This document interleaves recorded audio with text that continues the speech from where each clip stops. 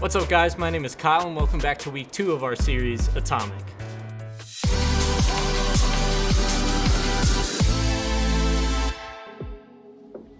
So last week we talked about how important it can be to spend time with God, making habits about spending time with God, and we're going to continue on with this idea of the different habits that we can make. Because remember, small things can make a massive difference in our relationship with Christ, in our lives in general. So every day when you guys wake up, you have a set amount of energy, right? You wake up and the tank's on full. You're ready to go. You're ready to do whatever you need to do, conquer the day, whatever it may be. But then you got to sit there and you got to think about what outfit you're going to wear. And then you maybe have to work your way downstairs and you have to get through the entire breakfast without having a fight with your siblings, right? All of these different things start to add up. Then you have to sit there and you got to go through school, or you have practice, whatever it may be. You have all of these different things that you're needing to go into and go through that are going to take your energy away from you, right? And it can make you feel like this video right here.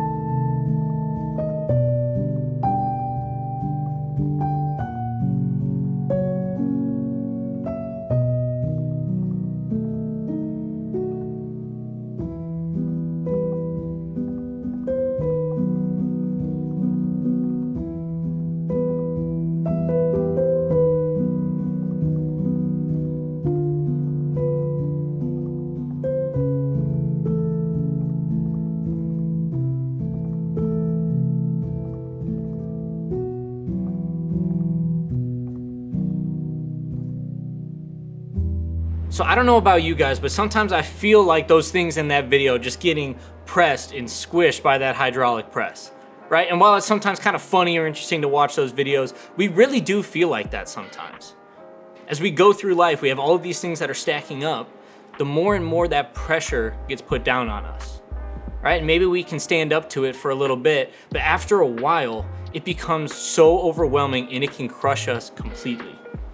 For most of us, we probably even have some bad habits that are doing those exact things, right? We've got all of those things that we talked about previously that, yep, they just have to get done. But what about those things in your life that maybe you don't need? The things that are taking up a lot of time that you could be putting a lot of other places that are doing more harm to you than good. That can add so much pressure to your lives. And it makes it so much worse when we feel like we have to do this by ourselves. How many times have you sat there and felt, I just feel like I have to deal with these things alone? Or I have to just take care of this because I put myself in this situation, right? It's such a difficult feeling, but there's ways that we can make that not as heavy, not as much of a pressure on our lives when those things come around. And Jesus actually models this super well, right? Jesus always had his 12 closest friends with him. And sometimes he even went further than that, and it would be just a few. But he rarely, unless he was going and spending time with God by himself, he was rarely alone. And that's because Jesus knew how important it was for us to focus on our relationships, right? We hear all the time, God desires for us to be in relationship with each other. But what does that look like? So to help give us a little bit of insight into how we can do this, how we can better these relationships, we're actually going to look at the book of Ecclesiastes. This is written by Solomon, who was known as one of the wisest men to ever walk the earth. And this is what he says. This is in Ecclesiastes 4, verses 9 through 12. He says, 2 are better than 1, because they have a good return for their labor. If either of them falls down, one can easily help the other up. But pity anyone who falls and has no one to help them up. Also, if 2 lie down together, they will keep warm. But how can one keep warm alone?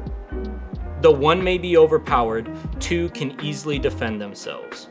A cord of 3 strands is not quickly broken. And this idea, like we said, it's not a new thing, right? We're supposed to be doing life with each other, and we have friends and we have family, and people push us to ask others for help because we know that that's going to benefit us. So why do we not do it all the time? Why do we sometimes pull back and just sit there and say, I think I just need to do this by myself? important is because we know that relationships take work. They take effort, and sometimes that can scare us away. But what we're seeing right here is that there's so much benefit to us actually pushing ourselves in doing that. Maybe I can describe it to you this way. If we have this small tripod right here, right? And we're saying, this is us. This is our relationships, right? And if I'm just gonna do it by myself, yeah, maybe we can stand up for a little bit. But anything that comes through, anything that happens in life, very easy to knock us over. And you might be sitting there going, okay, well, it's not just me. I have a couple friends, right? Maybe I've got a friend that I'm gonna work through, right? Now it's just 2. Again, a little bit more sturdy. If something comes this way, yeah, maybe it stays there. But again, you get hit in the right area, it's still gonna fall. That pressure is still gonna get you. But when we sit there and we focus not only on ourselves being there and our friends, when we actually add God into the picture and we have those 3 things set in a firm foundation, this is not going anywhere. I can hit this, I can move this, I can do whatever. It might shift a little bit, but ultimately it's not gonna fall over. I could probably stand on this thing and it's going to stay. And that's because there's that strong foundation. It's not gonna be easily broken. Just like we read in Ecclesiastes, a 3-braided cord is not easily broken. When you, your friends, and God are working together, you are not going to be easily broken. And that's why it's so important that we pour into our relationships. That's why we don't want to neglect the people around us or a relationship with God, because that's actually what's going to allow us to be stable. It's what's going to allow us to push through those difficult times that we know are going to come. And we all have relationships that we can tend to. We all have someone in our life, maybe multiple people, that one might want to be in a deeper relationship with us and we've been pushing them away, or we've just sat there and said, I need to do it by myself, and they've desired for so long to be there with you and help you. So again, God is calling us to go away from that mentality and utilize the relationships that you have in your life. So what does this look like? How can we do this? I think it's easiest to boil it down to 3 things that are going to allow us to pour into our relationships better. That's time, that's communication, and that's work. Time, communication, and work. Let's focus on time first. Time is something that we have to put into relationships no matter what. And if you've ever felt someone pour time into you, you know how amazing that feels. When someone sits down and they focus on you and they say, my time is yours, I want to focus on you. That makes you feel so good, right? And that will honestly allow you to trust them more, to work with them more, all of these different things. Time is so crucial when it comes to building deeper relationships. The second one is communication. If you're not communicating with the people that you're in relationship with, 1, you're probably not going to know anything about each other. And 2, if any sort of difficulty comes by and you're not communicating well, you're going to mishear each other. You might even just stay away from each other altogether, and now that relationship has no purpose. When we can sit there and we can communicate and we can be open with each other and say, this is how I'm feeling, or this is really something that I need, or communicate to me, what is something that I can do to help you better?